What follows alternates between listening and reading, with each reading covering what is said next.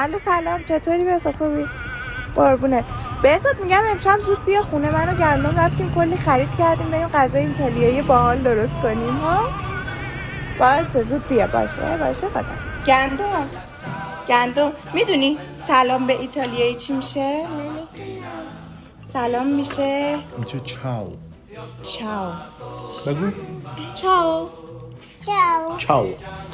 یعنی چی؟ یعنی سلام. تیولیو بن نمیدونی یعنی چی؟ یعنی دوست دارم. گندم این میدونی این نقشه کشور ایتالیاست؟ اینه کفش. E se io muoio da partigiano, oh bella ciao, bella ciao, bella ciao, ciao, ciao. E se muoio da partigiano, tu mi devi seppellire e seppellire sui montagna. آفرین. من و بهزاد و گندم توی سفرنامه دنت پاپ شرکت کردیم.